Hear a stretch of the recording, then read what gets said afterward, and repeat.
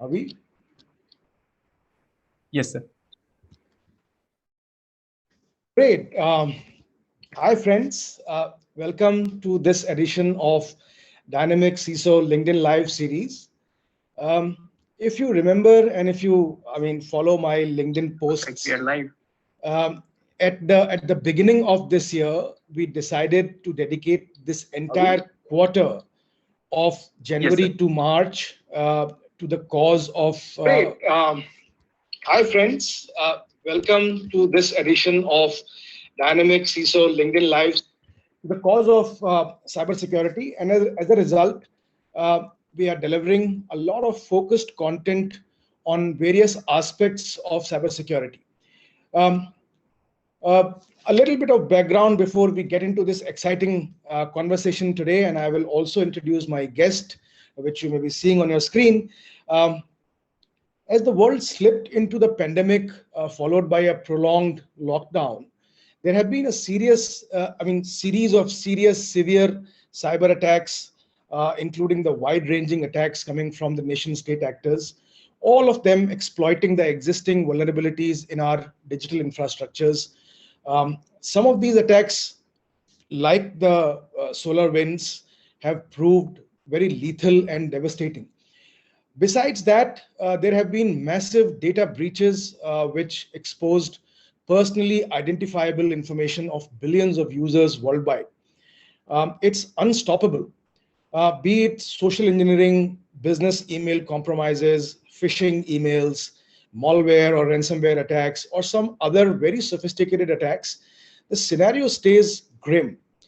While there is an element of technology that comes handy in safeguarding the crown jewels or data assets, but that doesn't define the world of cyber defense. There is another very important aspect which seems to be grossly undermined or totally ignored by the businesses. And that aspect is that of culture of cybersecurity. As said by someone, as cybersecurity leaders, we have to create our message of influence because security is a culture and you need the business to take place and be part of that security culture. Um, Towards the end of last year, an organization known as KnowBe4 conducted a research on behalf of Forrester, which was titled Measure to Improve Security Culture Report 2020. A detailed analysis of data of that report shows that the majority of organizations, as much as 92%, um, out of the total 1,107 analyzed organizations, managed to develop a moderate security culture, while only a very small portion, which was 7%, have a good, robust security culture. Alarmingly, a few organizations are scoring in the poor to moderate bracket, and no organizations have reached an excellent security culture score yet. The study looked at organizations' understanding and implementation of security culture. The respondents were all from the security domain. This study demonstrated a disconnect between the perceived importance of security culture and the understanding of what security culture should be. Um, Finally, the study concluded that the inability to define such a huge initiative, which is called security culture, leads to an overconfidence for organizations' security cultures. This lack of a common definition and understanding of the phenomena introduces a number of challenges for organizations' abilities to build and maintain the security culture. Now, to discuss this important and, as I said in the beginning, an often ignored topic, let me now welcome Akhilesh Tuteja, who's the Global Head Cybersecurity Consulting and India Head Digital Consulting for KPMG in India, and one of the most prolific cybersecurity and risk management professionals who's recognized at a global level. So welcome, Akhilesh. Welcome to this conversation. Thank you. Great. So Just to warm up this discussion, I would like to ask a very generic question that cybersecurity culture is not just completing training or reporting phishing emails or doing some technology implementations. It's the unseen and sometimes unmeasurable situations that occur and the subsequent response. Uh, with your own personal experience and the research that you have been doing, how do you define this whole concept of culture of security? First of all, thank you, Rahul, for getting me here. I think it's a wonderful platform for us to talk about the importance of cybersecurity culture. I'm generally afraid of going in such talks with people like you who are an expert on this subject already, because you already know the answer before you ask the question. So you talked about that culture is not about doing those what I call the funnily boring program. And I know funnily boring is a word which you'll also like, very interesting, because some of them are funny and many are boring. Security awareness program, it's actually important, it's just the tip of the iceberg. But what you said, that the culture is way beyond that, and it is something which you can't see, it's something which you possibly cannot put an external measure on, it's something which you kind of find it pervasive. So one thing I would say is that the culture is not one person doing right, the culture is everybody doing right. So the culture is not what a small group of people define in an enterprise, but a majority of the people define. In my view, the culture could be put in the following progressive steps. So the first part of the culture is certainly knowing what's the right thing to do. And that's about, telling people what to do, the awareness and many other things. But that's just the start point. And the sad part is that the many organizations feel that conducting a boring security program and getting some training and something, they have done their job for building a cybersecurity culture. But that's, I said, that's telling what to do. When you tell people what to do, there is a good assumption that they will do what you tell them to do. But that's generally not true. In fact, I would say this is more often not true, that you do what you know is right. And I can tell you that I'm not overgeneralizing it, but my favorite statement is that if knowledge was to translate to action, I would have been 6 kilos lighter. I definitely know what should I eat. I should exercise. In fact, some people tell me saying that I know so much about being slim that why don't I write a book? So the fact that I can write a book but don't follow it in my personal life, that's a big gap, which you call in culture building called knowing doing gap, which means that you know but you don't do. So the second part of the progressive culture is that the people do what is right. But that's again not where the things stop. It's just the second step. In my view, the third step of building the right culture is not only you do it, but you also encourage others to do it. So it's also the ability to make others, the influence, the encourage. So when you're part of an organization, it's like saying that, if you belong to an organization where you say that our culture is merit driven, which means that you expect others, you influence others also to be merit driven. So similarly, in the cybersecurity world, the third stage is that you influence, encourage, and enable others to do. And then the fourth one is it's not just that you influence others to do the right thing, you also call out the wrong thing and you discourage the negative behavior, report the negative behavior, stop the negative behavior. So, in my view, these are the four, and of course, it gets to then being truly institutionalized and this becoming the muscle memory for the organization. So, those are truly the way to do it. Of course, you're right that many organizations, I would say not many, pretty much all the organization I know do a decent job in trying to train people, make people aware, but there are significant challenges on just that thing, and even more significant challenges in believing that that completes building of a cybersecurity culture. In the first question itself, you have made it so intriguing, Akhilesh, and I mean, I'm in awe of your capability of driving discussions in a very intriguing way. This particular phrase that you use, the knowing doing gap. I mean, it will take moon years to decipher what's this gap and how can this gap be bridged, and also about you the last point that you made was about encouraging others to do it. Now everything starts and stops at a one-way communication that I have sent you this thing, either read it, do it, and my job is over. So this gap is ever widening. I mean, nobody cares to do a ref check whether what they have ask people to do is being implemented properly or not, is being observed in the organization, somebody is accountable for that. Now, it's very easy for us to say that we have to bridge this gap, but it's very difficult to bridge it. Absolutely, and I think I echo what you said, that it's a hard gap to bridge.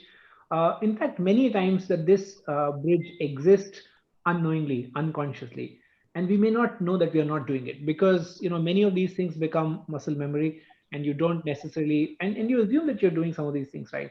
So one of the few things which we work with the organization to try and even seeing, because a lot of people ask me a question saying, now, how do you know that people will do when I tell them to do this thing? So how do I make sure that my awareness programs are trying to do the effectiveness outcome? So one of the things which I want to highlight here, and borrowing a reference from one of the professors of the Princeton University, Arvind Narayan, and he talks about it, saying that a lot of time when we tell people, which is the knowing part of which you're talking about, we provide a generic content, and his thought process being that if your only solution is a headache pill, you can't treat fractured leg with that. So in an organization, you got all kinds of problems. So there are people who need knowledge in area A, B, C, or D, but we create this so-called 35-minute generic information security awareness program. Come listen to this, and after that you become the expert. So the first thing is that because that whole content is not to your context, so it is very hard for me to do anything about it, because it's not attacking and addressing my particular knowledge context pain point. The other thing is that many times that these training content and all of these things, they also serve what I call a dual purpose of ticking the box. So you're not only just doing it for saying because it's the right thing to do and teach people to do these things. You're saying, okay, somebody from the compliance will come. There's going to be a guy who will come and check this regulatory thing. Let's make sure that we get that tick also. So make sure that everything which you can put in this content, make sure that all the ticks can come, because I can't have the attention span next time. So this 35 minutes is the golden 35 minutes, and let's dump everything which we can. So that's another thing which creates the knowing doing gap, is because at this point in time, you told somebody, and this is what many people say, that you have to drink through a fire hose when you look at some of those super comprehensive security awareness program. And I think the third reason why the knowing doing gap becomes even wider is, and I don't, intend to undermine any particular group, but many times the people who are really the best cybersecurity expert may not be the best communicator. And therefore, what we try and do is that we put some of our best experts to deliver those courses. And I'm not, again, once again saying that, I'm sorry if I'm generalizing, that's not the intent, but you need communication expertise to communicate such a complex, dynamic, and vast topic for people of all level capabilities to understand. So that's the third reason, because there's Can I interject? Don't steal the thunder, because I have a bunch of pointers for you to make our audience understand the importance of communication. That's a very, very underlined and a very important area. And you very rightly said that not all are. Most of us are introverts, and therefore can't communicate very effectively, and therefore we have to have a specialist communications engine to drive it. One more, Shipra, you have to just wait for a moment. One more important sub point that I have derived from this short conversation so far is it also about that behaving like a prosecutor, that I know it all, and therefore whatever I have prescribed should be followed, and a lack of scientific temper in the cybersecurity leadership team that deprives the organization from having a robust cybersecurity culture. It is certainly one of the topics, Rahul, you mentioned that. See, I do want to highlight a topic which I think addresses your point as well, is the world of cybersecurity, and not that I'm saying because I live in it, is probably far more complex than many other business streams which we deal with. And the reason for that is because it touches the business, it is enabled through technology, it is used by humans, and then there are attack patterns which are all over the place. So in In many ways, I do want all the people who are listening to this, who are security practitioners, want to know that you are trying to do a mountainous task. It's not an easy task because the speed as well as complexity and scale of this problem is immense. And therefore, we at KPMG, and sorry if I'm just bringing a KPMG example here, is really trying to say that the future of an effective cybersecurity program, and especially about the topic which you're talking about, communication and others, is to bring in uncommon combination of skills to make it happen. And why I use the word uncommon? Because they're generally not found together. So, in my view, a good security organization which is trying to address the culture part of it must have a very good capabilities, not just about knowing the technology, not just about knowing the industry and business how it operates, but people who understand the culture, humanities background, creative, problem solving, and many other disciplines to come together to build a comprehensive program which can really transform the culture to become an effective cybersecurity program. So, Akhilesh, thank you so much for joining. While Rahul will touch upon the communication aspect later on, and you did mention that as one of the key areas where things are missing right now. I want to ask you, if we look at it holistically, setting up a great cybersecurity culture, what would you term as the key pillars of that? Communication is one thing that you mentioned, but if you have to look at it holistically, what would be those key pillars, and why do you think that organizations, CISOs, or even the management are not taking note of this neglected area?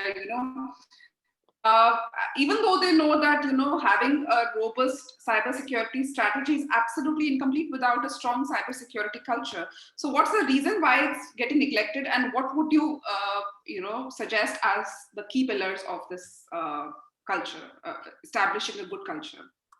Thanks, Shipra, for a very important aspect. And if I were to kind of take a step back to even challenge our fundamental assumption that the management is cognizant of this, and I do want to challenge our general thinking. I don't think that there is a very good appreciation that cybersecurity culture is important. In my view, for many organizations, cybersecurity still gets dealt with is a technology issue which must be solved through technology solutions. And I'd like to highlight here that only 2 days ago, I started this poll on LinkedIn, and I asked people saying, and these are all the people who are in my network who are really good professionals and have represent large scale enterprises, which kind of provided a very interesting response on a question. So I said, what percentage of your cybersecurity investment is being spent on building culture and dealing with people related security issues? And Rahul kind of also alluded to it. The number is staggeringly 62% as of my last count of 500 plus people responding to it, that 62% people believe that it's less than 5%. And in fact, if you just read the textual comments, somebody said that, you should have given a response of zero. I know zero is just an exaggeration, but I think, so here is a very interesting thing which we all need to take cognizance of is less than 5% of our known cybersecurity budget time investment going to this. I'll refer to another report which says that over 90% of these cyber attacks have a human element on it, and majority of them leading to start with an email which an individual did not deal with carefully. This doesn't make sense to me for anybody who is a simple business person to say that a problem which is caused 90% of the time because of humans, and we spend less than 5% of the time, energy, and investment to deal with it. So, yes, many people may recognize or may talk about it. I think it is still a subject which is limited to lip service in many areas. And if you look at it, I talk about there are 2 points. So one is that there is a limitation of the time investment and budget investment and all of that which you're doing. And the second is the subject has not yet fully understood to say that, what does it take to really build a culture? Is training enough? Of course, we all know it's not enough, but we still do it. It's not, I can't say that it is unnecessary. It is necessary, but not sufficient condition to just do this training. What does it take to build culture? In my view, is that, you first need to have an understanding of what kind of security culture we want to build. And I want to just take a few minutes to kind of talk about some of my experiences around here. Is that there is a significant, if not disconnect, sometimes inconsistent approach of an organization culture and the cybersecurity culture we might be doing. I'll give you one of the funniest examples which I come across only about 3 or 4 weeks ago. One of my friend who's a CISO was referring to me, and he said that his company issued and the CEO that they've just got a reorganization, and the CEO issued a statement to say that trust is one of the foundational pillar of our core values and culture. And he says, guess what? 6 hours later, I sent an email saying that we are implementing a zero trust cybersecurity strategy. Now, how do you kind of relate to that? The CEO says that, I trust is the cornerstone of my business strategy. And I'm here saying that, I'm zero trust. Now, I know that I'm kind of exaggerating the situation, because then he had a very good justification to say, okay, he's talking about trust when it comes to humans. I'm talking about zero trust when it comes to machines. That's another interesting thing which I want to highlight for the benefit of some people, which I'm sure also think of it this way. I think there's a big uh, gap in terms of when we still, because majority of people still think cybersecurity as a problem they are trying to deal with machines, computers, inanimate objects, and all that. And by the way, people are important. That's kind of thing. And therefore, you would see that in our world, we as humans have evolved a lot more. And I must not say technology has not evolved. Technology has evolved way faster than us. But we as humans have evolved to deal with humans. But we as humans have not evolved to deal with technology in that sense. And let me just kind of address it, because that friend of mine said that he's talking about trust for people. I'm talking about zero trust for machines. And I said that can you really separate the two in today's world, because they're the same. And let me give you a very interesting example. In our real world, and I before this session I was attending a diversity program and inclusion, all of that, and you would see that we have stopped using terms which are racial, sexist, and all of that. And I'm sure it's absolutely unacceptable in today's world to call somebody with a color and all of that. But in the world of technology, we still very happily use the word blacklist IPs, whitelist applications. Now those are non-inclusive terms, because you're implying that black is bad and white is good. I can give you several examples. We use the term all the saying that master node, slave node. Now I'm sure we can't do that, but people who are in the technology community can take cover saying, oh, yes, I'm sensitive to people culture, but I can be okay. But I think time is not far when technology will become with having. I think technology will have more feelings than humans in some time. So we first need to bridge the gap of saying, what is acceptable. So where is the org culture and where is the cyber security culture? So to me, one of the big disconnect is that how do we drive that connectivity to that there? And then of course, there are many other areas of how you really build that culture. So just to kind of close on to your question, Shipra, one is that knowing what's the org culture and what's the security culture. In my view, it must be consistent, but there's a way to drive consistency. Two, who's going to drive it? I do think that many times the CISOs may take on saying that they will drive it. I think it's a harder problem to do. And my advice would be that work together rather than trying to do it on your own. You should, but you can't alone do it. And then the third one is that it's a journey. It can't just be so. One of the tenets I want to say is that time. Don't think that it'll be done overnight. So sorry for the long answer, but I'll come back with more nuances on how actually you build a culture. I mean, I had a very different question in my mind, and your last two statements have actually, provoked me to ask a very different question here. You said that can CISO play an important role in building this whole culture? Now, again, without offense to this position of a CISO, do you think that CISO across the organizations has this role of CISO across the organizations has become as prominent as it should be, or as prominent as the other C-suite fellows and peers in the organization, like CFO or like chief sales officer, that he has a definite say in deciding on people's aspect and therefore implement a robust security culture? So I would start with the good news first, Rahul. I think while we'll never get to the perfect answer which we want, but I think we are much better than what we were. So again, quoting another Forrester study about this topic, Forrester again researched and found that there are more people who are in real C-suite compared to what they were in the past who are actually CISOs. So CISOs have real seat on table now in many organizations compared to what they had before. So there's a good news there, and the world is progressing. But I think there are some bigger challenges which one has to deal with. Is One is that does CISO in organization really have the mandate to do it? Because it's not fair on part of a CISO to expect and do it on your own, because she or he may not even, because culture is not just cybersecurity. Culture is much, much more. Maybe cybersecurity is just a small part of that culture.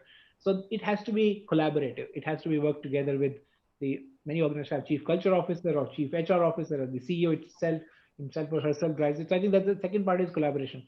Third part, which I think in my view is a bigger challenge which the CISOs must work on, is that do they have the right people in their team? Because traditionally CISOs are one of those which have less diversity in their profiles and their team. So if you look at it, many people who go on to become CEOs, they could come from the sales background, the finance background, the maybe the HR background and others, but majority of the CISO typically come from either technology or risk background. You wouldn't find CISO which come from the HR background or culture background.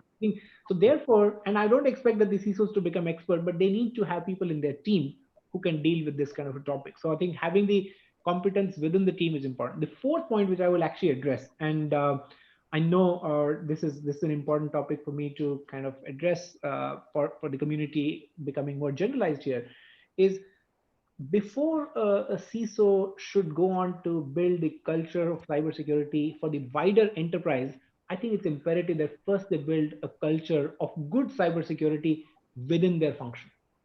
I've come across many organizations where the CISOs have done a brilliant job of creating a great culture within their teams.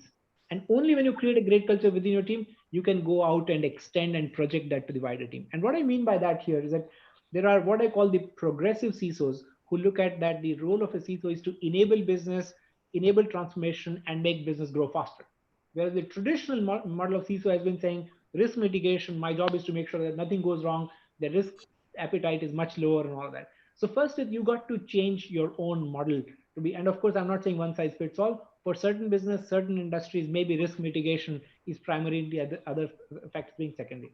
But I think within that, one of the transformation which CISOs actually have seen over time and may not have that easy to kind of be seen because it happened fast, is that as you get to become a CISO, I meet lots of my friends. They're very evolved. They understand the need to connect with business. They understand being business friendly. But do they really have the team members who have the same connotation? In fact, Absolutely. in the as you grow senior, you get this. But I think many people who hired young colleagues, sometimes in our world of cybersecurity, heroism is about finding a sensational item. So a Yeah. lot of people find value in saying, "Oh, I discovered this big hole. There's a bug bounty." They say, so we tend to kind of reward finding a hole. We don't tend to reward fixing a hole as much. So can they build Exactly. culture within their organization first to say, it's not, and but unfortunately, it's not that easy. It's like I always say, and if I were to take a minute here, Rahul, to talk about a very interesting analogy which I borrowed from the writer of the book, The Black Swan. Uh, and he talks about that, imagine a thought experiment that you were the, let's say, risk officer or whoever for the National Aviation Services one day before 9/11. And if you had the ability to go to the National Aviation Security Board and say that, we should spend $1 billion and change all the cockpit doors of all the planes which are going to be tomorrow in the air and make them bulletproof. Many people would have said this is a stupid idea. And many people would have said that, no. But imagine if that person is successful and actually gets all the doors fixed and 9/11 doesn't happen.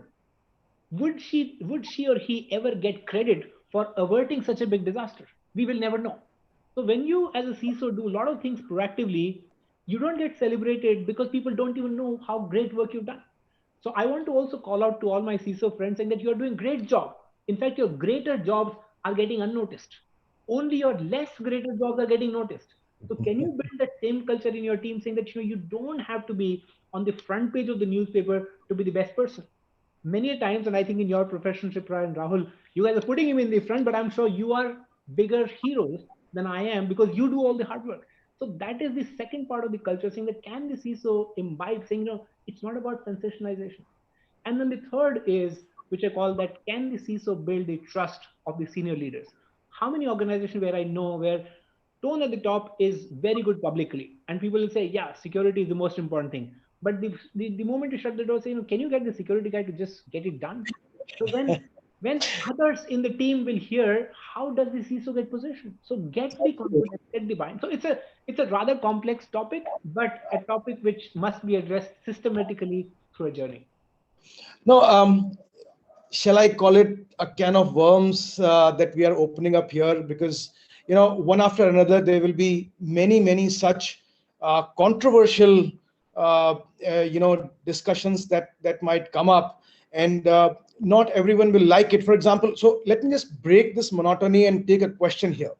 And this is slightly controversial question that has come up from Kapil Ahuja, or maybe his observation. He says that with pandemic still there to stay in our lives for a couple of more years, do you feel CFOs have become the new CIO or the new CISO? I mean, it creates controversies. It undermines the personas that we have been boasting about. Okay, Kapil, thank you so much for asking such a brilliant question. I actually had done a talk many years ago, which is what called the love triangle of the CFO, CIO, and CISO. Because in many organizations, it's like the and I'm not going to say that who's the boyfriend or girlfriend. I'm not going to personify, but I think it's a very interesting love triangle which gets created like a Bollywood movie. But if I were one of those CISOs where my CFO or the CIO, which I assume that sometimes they're like peers or sometimes they could be superior in many organizations as well, are taking on that role to do, I'll be very happy. I know it may not look like somebody is taking away my responsibility and powers, but actually, if a CISO has to build the best culture, he has to be the last person to say what to do. It has to be everybody else before her or him should be saying what she or he wants to say. So in many ways, if the pandemic or any other event or something triggers for others to play the role of a CISO, I think there couldn't have been a happier situation than that. But there's also a kind of a downside to that is being a CISO without having the competence can be damaging. Because one of the things which I want to highlight that beyond being, and I do want to highlight all the people who are CISOs here in this conversation must know, I talked about that you're doing a heroic job and all that, but you're also doing a very difficult range of topics to do. If beyond being the best technology expert, beyond being the best understanding the risk expert, business and all that, the CISO also is a good investment manager. And what I mean by that is that it's a very difficult job to say, how do you allocate limited amount of funds and resources to things which actually matter? And the worst part being, unlike an investment manager where you allocate funds and you say, okay, I allocated 10% to mutual fund, I saw 7% return. I allocated 30% to equity, I got 30% return. Here, you don't see returns because the fact that you see return is something went wrong. If nothing is shown, that's why the return. So how do you become an astute investment manager to allocate limited amount of funds? Because it's like a risk, it's a risk reward equation. And therefore, if an organization is trying to put a CISO responsibility to somebody who's actually not competent enough to deal with, I think that's a sad situation. Okay, another question here by Jitesh Balakrishnan. He wants to know, I would like to, so he's addressing it to you. I would like to understand Akhilesh's view on how human aspects such as emotions, culture, empathy would be affected by the proliferation of artificial intelligence in the field of cybersecurity. Brilliant. So can you remind the name of the person who asked the question? Jitesh Balakrishnan. Jitesh, once again, thank you for a great question. And I'm conscious of time. Rahul has given me a particular time. This is a topic I could talk for a long time. In fact, I did a TEDx session on this topic of how the impact on humans as AI becomes our bosses. And you talked about how the impact on cybersecurity when the machines have emotions and feelings and all of that. So first of all, I think the house is still divided whether the AI will go beyond what is typically called the human level machine intelligence in our lifetime. And I think I'm not looking at solving the problem beyond my lifetime here, but I think they will get to, at least the narrow AI is getting there for many areas and may not be the general purpose AI. But there is going to be the concept of the technology, and when we use the word feeling empathy, which basically says that they will have an irrational response. I'll kind of generalize that because feeling and empathy are nothing from another person's point of view, a response which you didn't expect. Okay, so if I assume that, I say something to Rahul and Shipra, both of them respond to me differently because they have two different feelings. For my as a receiver, I think that they're not rational or my thing. So that's happening. In fact, I do want to talk about a very interesting story here before I get to the answer. Is that um, uh, an auto company did an experiment on autonomous race cars. Okay, not the street cars like the what we're seeing in Google or others, which are the autonomous race cars.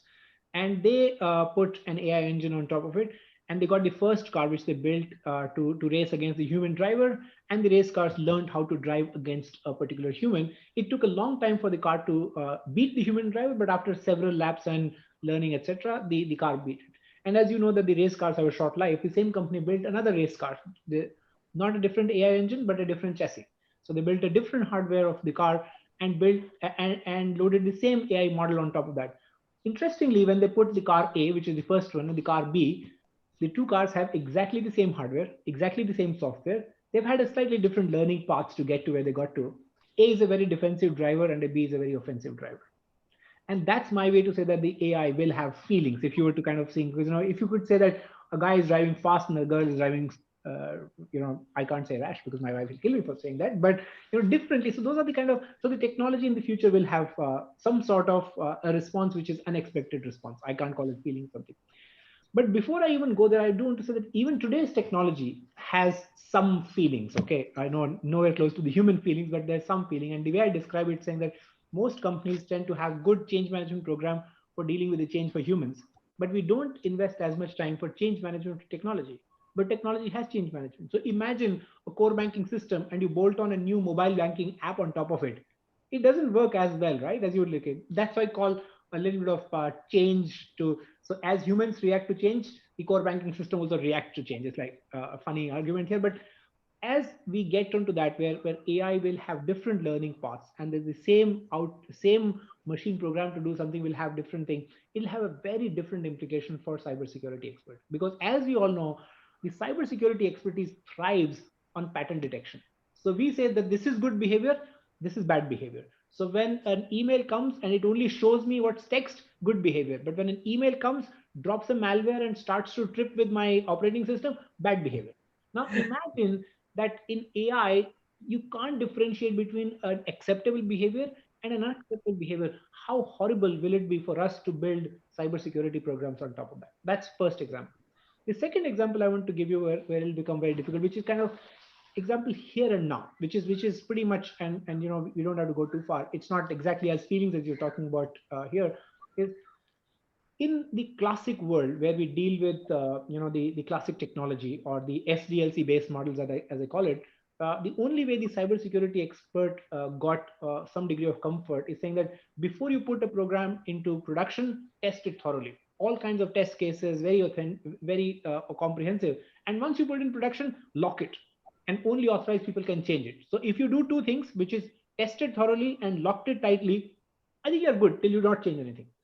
But in the AI world, actually, machine learning algorithms are data-based learning algo models. If you put it in the machine, if you put it in the box, it'll change. It is designed to change. So the data you feed in will change the program, will change the feeling, will change the response. And that is a problem which the cybersecurity experts are still dealing with, saying, how do you protect? Because our classic approach of test thoroughly and lock it tightly isn't working here. Now, that's the problem I described. So what is the solution? There are some good solutions also. Not easy, complex. So there's a big research happening in the area of explainability of AI. Because if I talk about, and again, AI is a general term, let me talk about, let's say, neural networks or deep neural networks.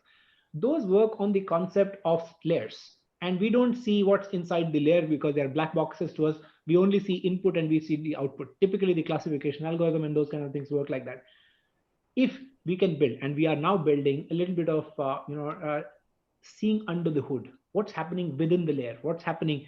So if we can build explainability, which is being built not for cybersecurity, guys, cybersecurity will come later. What is being built is for ethics, morality, fairness, justice. And for all those reasons, the AI experts are kind of around the world are working.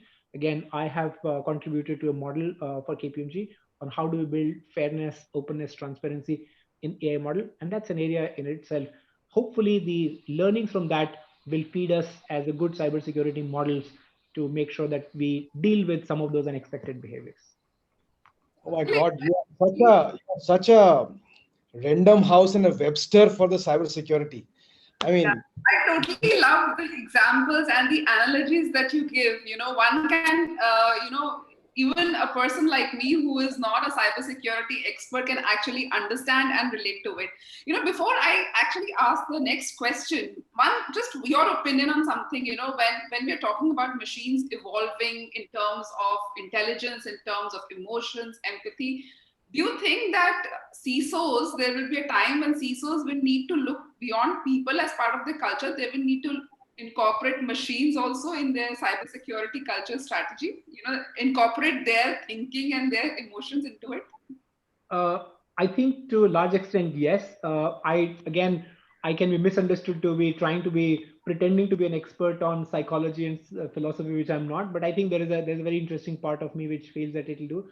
Already, CISOs in this world are dealing with what I typically call the machine identities.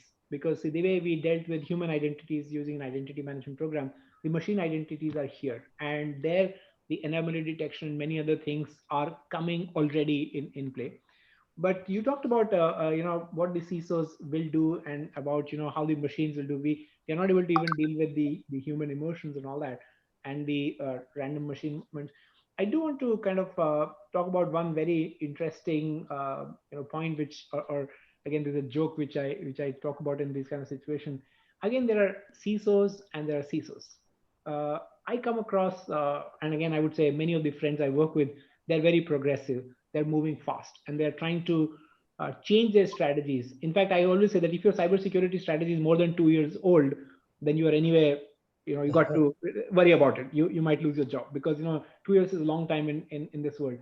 But there are a lot of CISOs who actually don't change their cybersecurity strategy to look at the new reality. They actually change their perspective and look at the new reality through the same lens. Let me give you a very interesting joke here, and I think I'll narrate it because I always say that in the context of a CISO.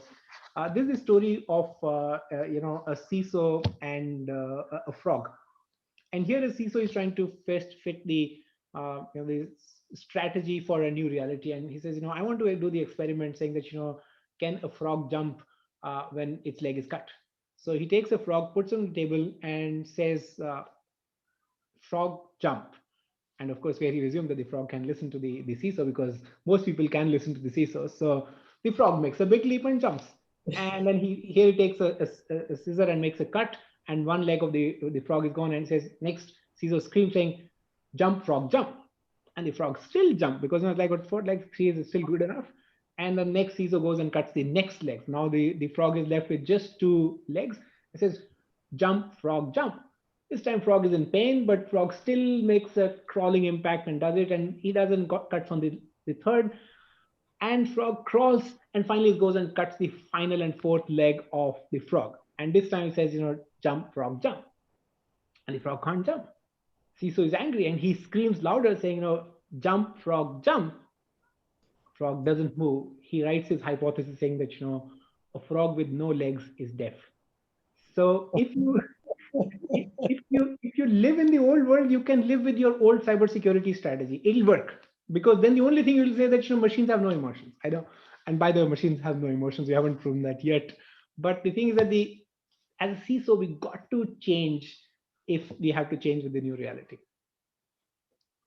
Okay, so we spoke about communication, and here when you alluded to this analogy, I just also was thinking of the communication aspect. Do you think CISOs have have to learn the art of communication? That is something where they have been lacking. And when I say communication, it is communication with your team. There are different aspects of communication with different stakeholders. One is communication with your team. Second is communication with the employees in general. Then there's communication with the top management. Then there's communication with external stakeholders. Why do you think they're lacking in effectively communicating? To build a robust culture.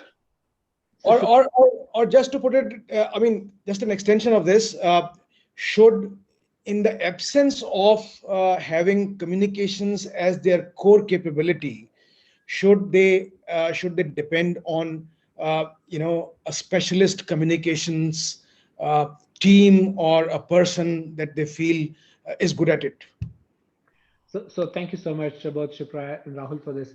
Uh, First, I do want to put a little bit of rider that I have worked with many CISOs who actually do an absolutely brilliant job of communicating, articulating, and telling the story than many other people can do. So I think there is, and again, I'm saying that the CISOs have evolved quite a lot. So many people are exceptionally good at this.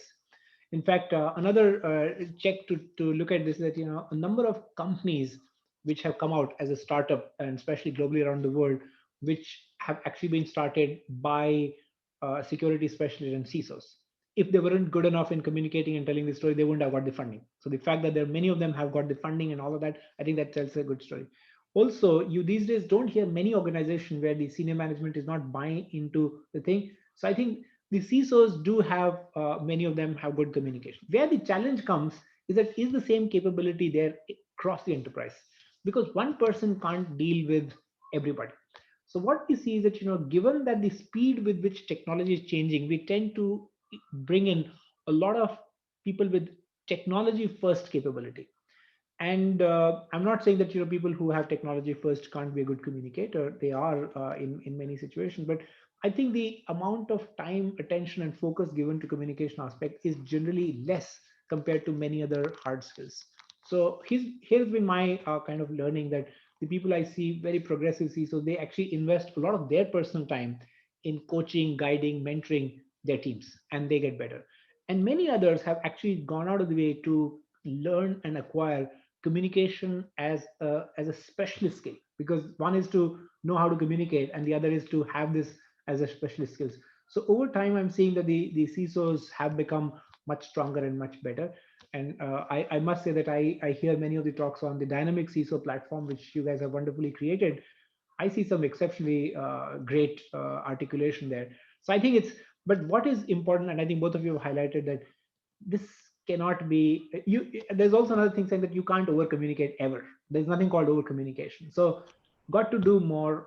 It's not easy in today's world to make your point stick unless you say it in different ways, different means. So there are some new styles, there are some new methods, there are some new things to how do you communicate the same thing which sticks.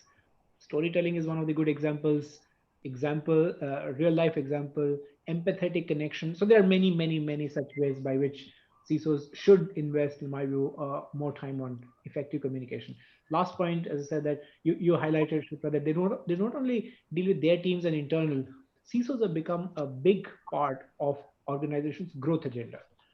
If you're working in an industry where security matters, which is actually growing in number, many industries are, companies are driving growth through the expertise of CISO. I know many organizations where CISO is actually actively part of the sales program. And we do a research every year, we call it KPMG CEO Outlook Research. And that number there on that one, the last research shows that 72% of the CEOs believe that cybersecurity can be an effective driver of competitive advantage and growth of the company. And that's where the CISOs play a big role. Okay, so I'm continuously talking to some of the joinees here, and Rakesh Bharadwaj, who's the senior vice president global CIO at Cognizant, um, he has a viewpoint, not exactly a question, and I must put it up because I feel that's very relevant. He says, in my view, there is only one currency of culture slash values in a company, so we should keep this together, else we will increase the gap. How do you interpret this question and also validate his comment? So Rakesh is a good friend. Thank you, Rakesh, for joining. I think you certainly made sure that I'm being heard with by some many wise friends. So thank you so much. I couldn't agree more with you. I think his observation is very pertinent. And if I were to kind of extend that to say that many organizations which are going to be thriving in the future, they're going to be thriving on building and enhancing trust with their business partners, both internally and externally. So the trust is becoming and will become even more important currency. And if there's one thing which can make or break trust in digital world big time is cybersecurity. And again, it can't be one person's responsibility. It grows through the fabric. So in majority of the companies today, it is. So Rakesh, thank you so much for kind of bringing that underpinning thought to the conversation. I completely agree with you. Um, Go on, Shipra. So I want to circle back to this particular comment by Rakesh, and also the initial example that you gave of trust management is focusing on trust, and then you talk about zero trust policy. So and this is also the topic of our the dilemma of trust trusting versus mistrusting culture. How do what do which side are you on, or what do you suggest? How can the two be balanced, or one has to choose either of the two? How Sure. does one get over the Thank you, Shipra, for bringing us on track. I was all over the place, so I think that's the whole topic, which we thought is a big dilemma, which we need to deal with.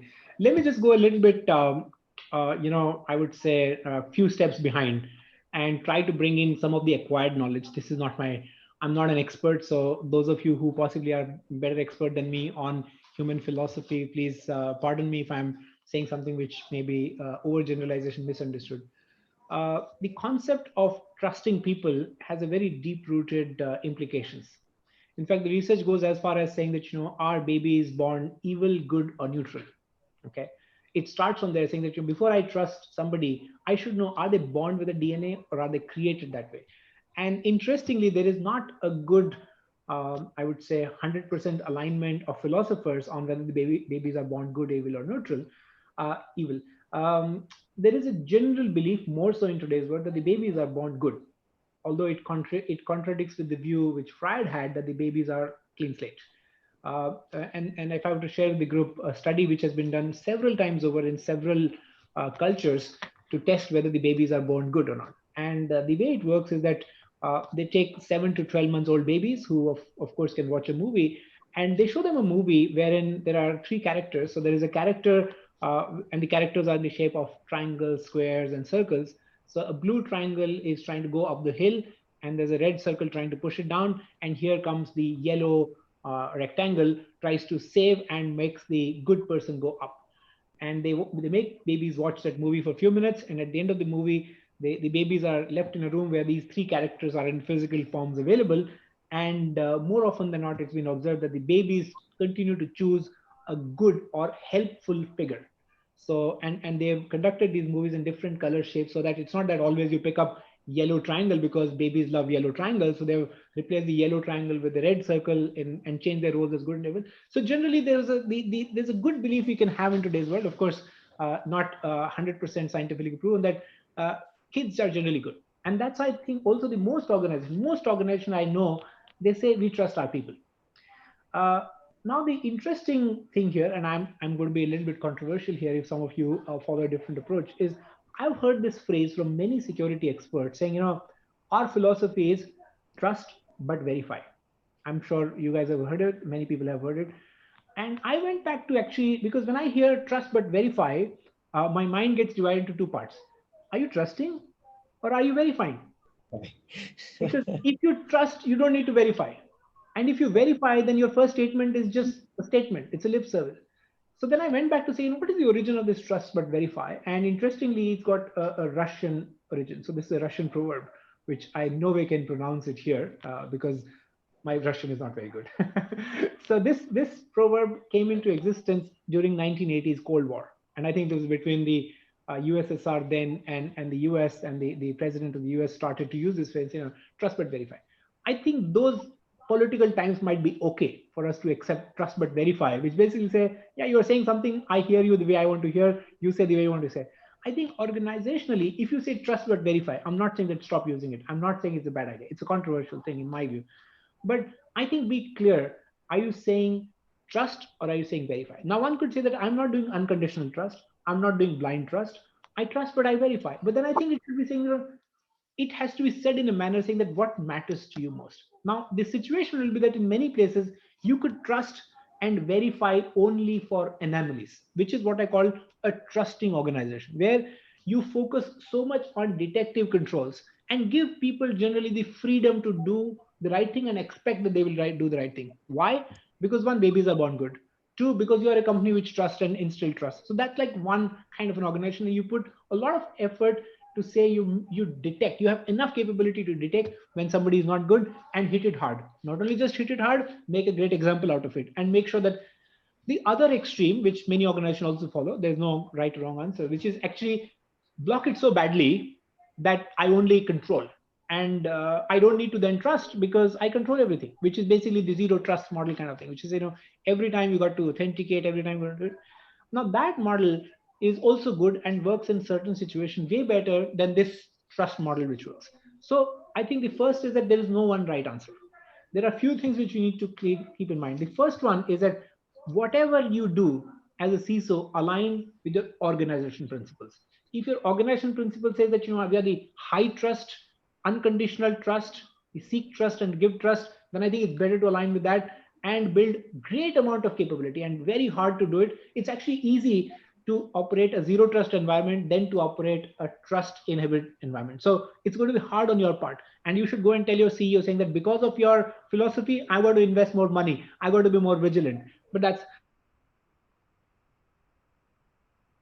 and again, I'm not saying that the babies are good, are born not good. I'm saying that the babies were born good. Things have changed.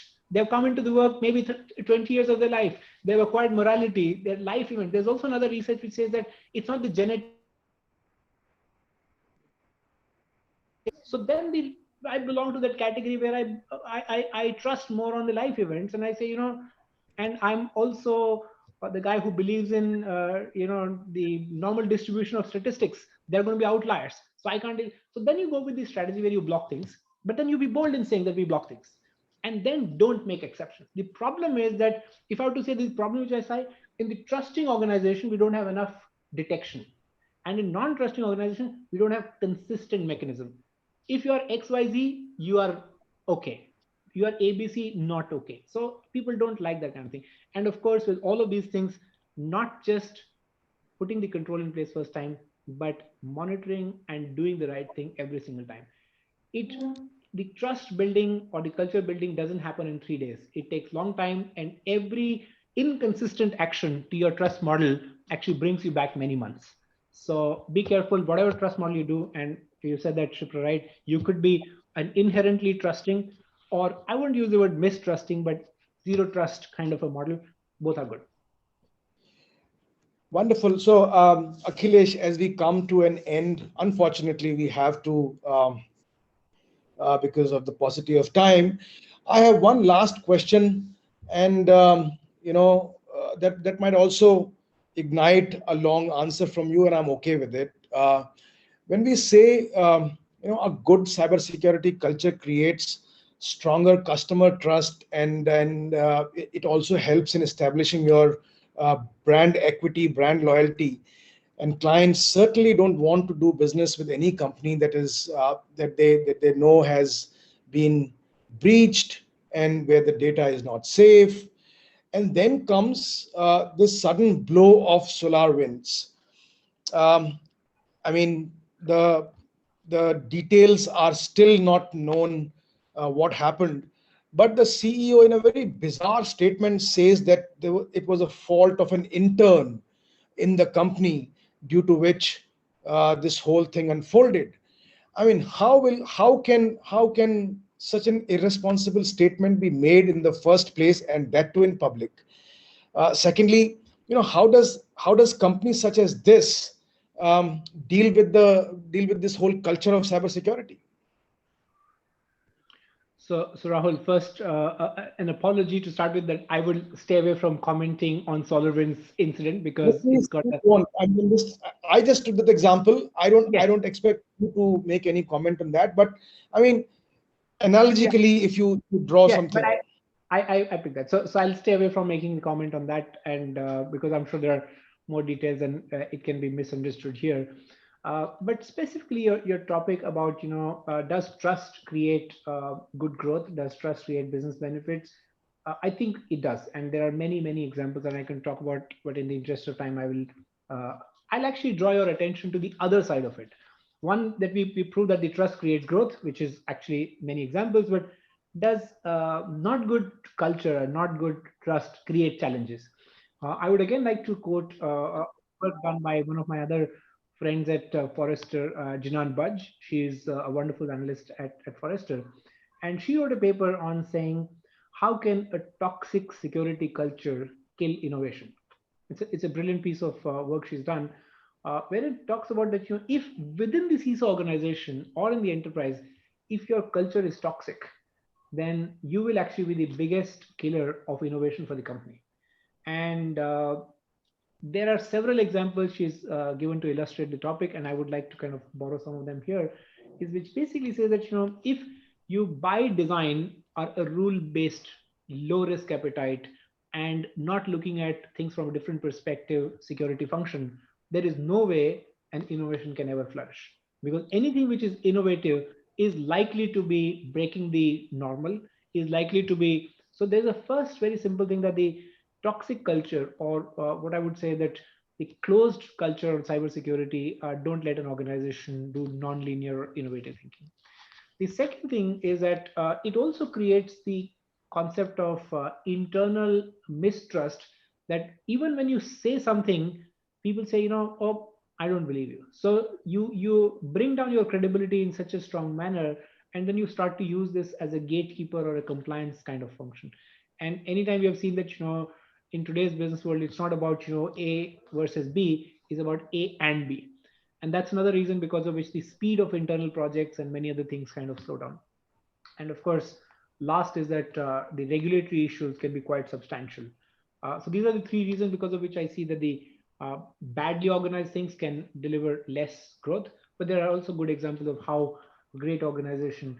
And I'll just give you one. I was tempted not to kind of talk, but if I have to stretch it for a few seconds, is if you look at, there are some authentication models when you use an app, let's say for example some app, the authentication models, some of them are so easy you don't even see it.